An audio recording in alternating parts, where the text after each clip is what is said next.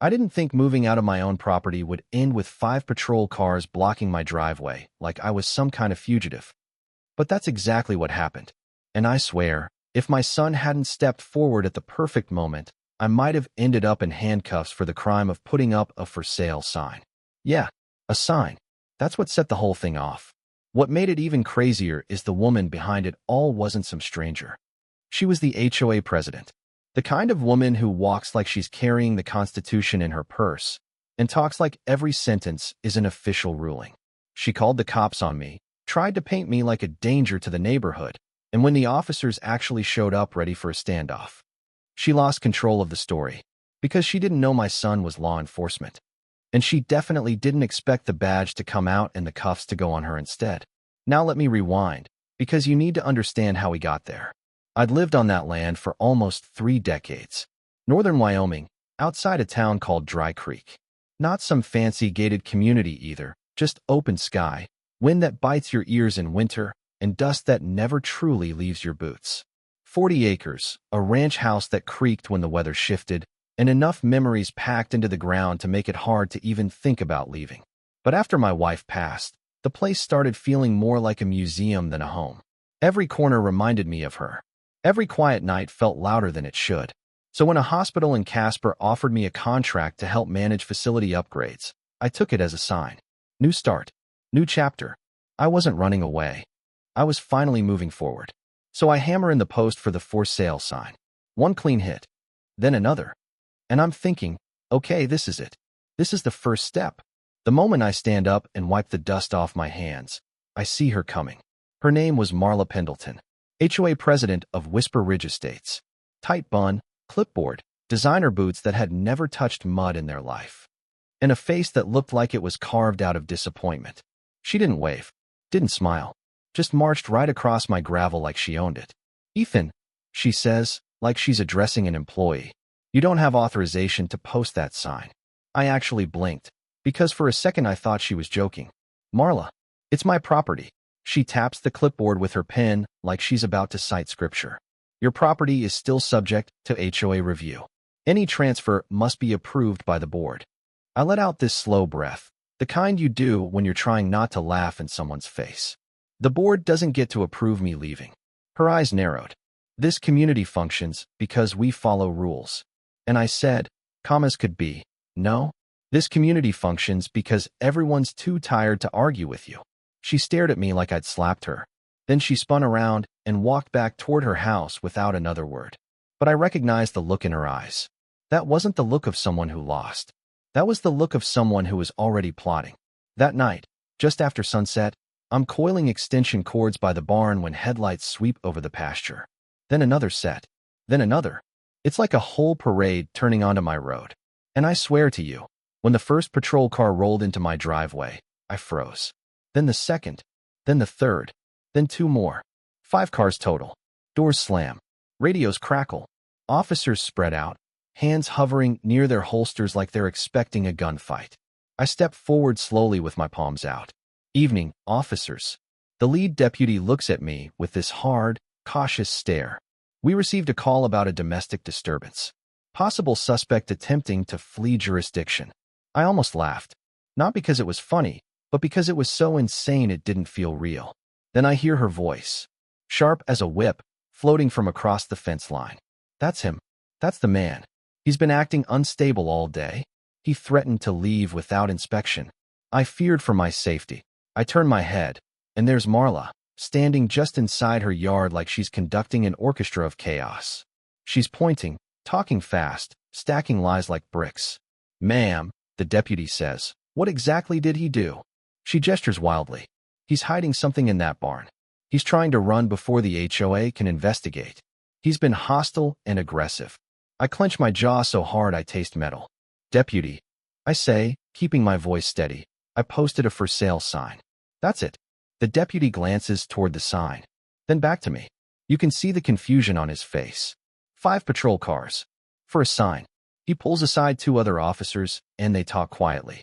Meanwhile, Marla keeps going, louder and louder, like volume can make a lie turn into fact. Finally, the deputy turns back and says, "Sir, we're going to need some clarification." And that's when I realized this wasn't just pettiness. This was someone weaponizing law enforcement because she didn't like being told no. By morning, the cruisers were gone. Quiet again. But when I walked to my gate, there it was. Bright orange violation notice stapled to the wood. Fine, $400. Reason: unauthorized commercial vehicle parked beyond permitted time limit. It was my ranch pickup, the same truck I'd parked there for years. That's when my neighbor, Clay Maddox, walked over looking nervous like a man about to confess a sin. He kept his voice low, eyes flicking toward Marla's house. "She's starting, Ethan," he said. "Starting what?" He swallowed. "She did this to the Kellers. And the Moes. Both tried to sell. Both got hit with violations until buyers backed out." I felt a cold pressure settle in my chest. Why didn't anyone report her? Clay gave this sad laugh. "Because she makes examples. Nobody wants to be next." Then he said something that made my stomach turn. In both cases, her cousin bought the property cheap after the sale fell apart. That's when it clicked. This wasn't about rules. This was about control and profit. So I called my attorney, a woman named Tessa Langford. She listened to everything, then said, "Ethan, I want your deed, survey maps, and HOA annexation documents." Something feels off. A few hours later, she calls back and her voice is sharper than I've ever heard it. "You're not going to believe this," she says. "Your land isn't legally inside the HOA boundary." I sit down hard at my kitchen table.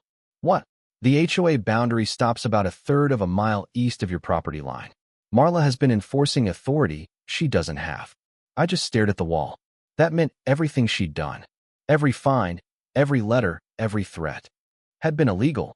And the more we dug, the uglier it got. The next day, I find another envelope wedged under a rock at my gate. No stamp. Inside is a typed letter. "Repeated noncompliance will prevent your property from being cleared for resale. You cannot exit the HOA without settling procedural reviews." No bylaws. No citations. Just intimidation dressed up like policy. And while I'm reading it, I look across the road and Marla is standing there watching, arms folded, smiling like she's enjoying a show. I walk toward her. "Want to explain this?" She tilts her head. "Standard procedure. We can't have homeowners abandoning obligations." "Abandoning?" I scoff. "I'm selling. That's legal." She steps closer and lowers her voice. "Not until I authorize it." That's when I knew. She wasn't just overstepping. She believed she was untouchable. A day later, I see a truck parked across my gate. A guy leaning on the hood like he's guarding a prison yard. Tactical jacket with HOA compliance unit embroidered on the chest. He introduces himself as Trent Voss. Says he's private HOA security. He flashes this laminated card like it's a badge. "You can't block my gate," I tell him. He smirks. "HOA directive.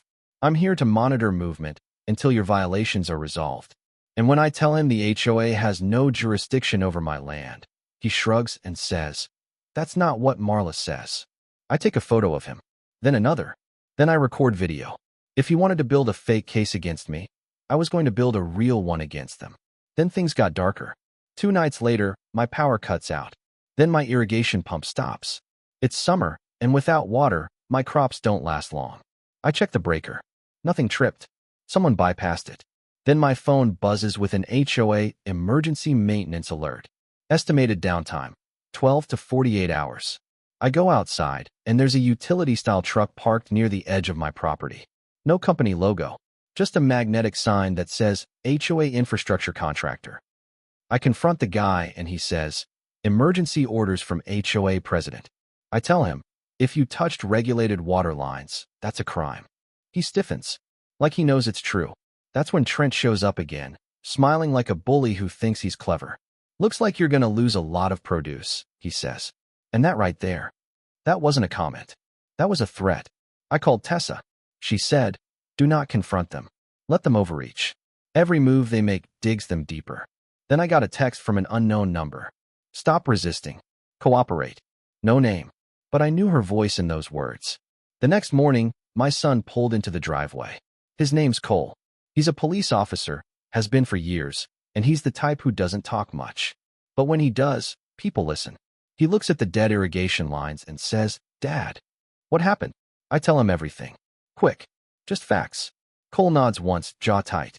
"Good thing you documented it." Then around dusk, Marla shows up again. She sees Cole's holster. She sees the calm confidence. And I watch her eyes change.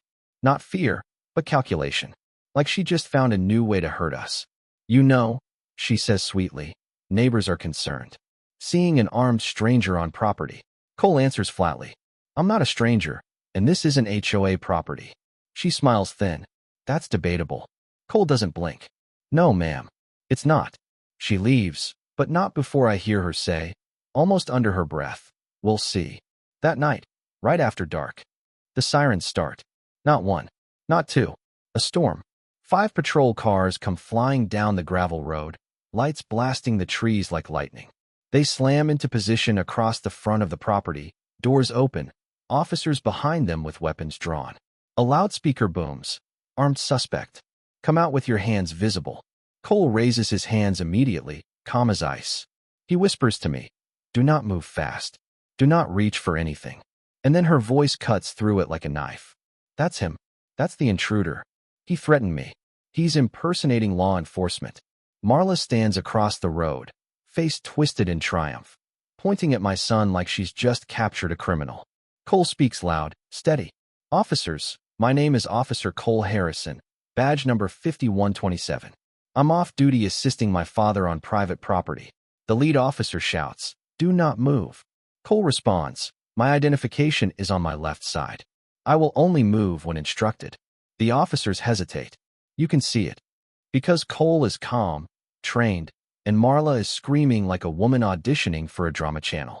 Then a truck slides in behind the patrol cars. A sergeant steps out, walks forward, and raises his hand. Stand down. He looks at Cole and says, yeah, he's legit.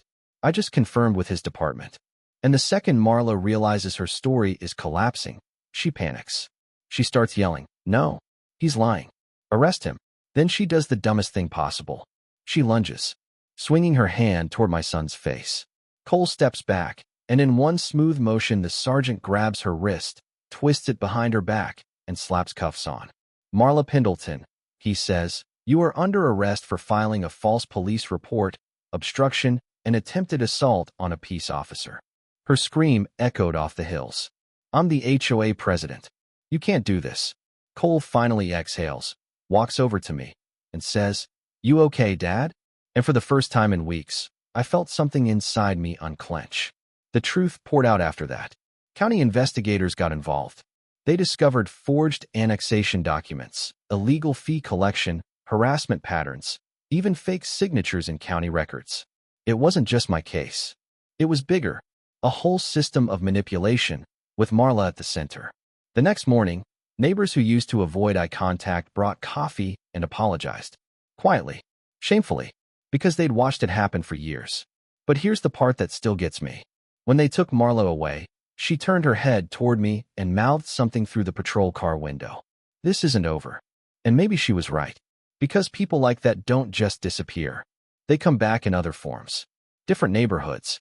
Different titles. New clipboards. So here's what I want to ask you. Was she a villain? Or was she just the kind of person society accidentally creates when nobody stands up early enough? And how many times have you seen someone like her get away with it because everyone stayed quiet? Drop your thoughts in the comments. Tell me if you think HOAs protect communities, or if they're just legalized bullying with nicer paperwork. And if you've ever had a neighbor, a manager, a teacher, anybody try to crush you because they thought you were weak. Type justice below, because I read every comment, and I want to know I'm not the only one who's lived through something like this.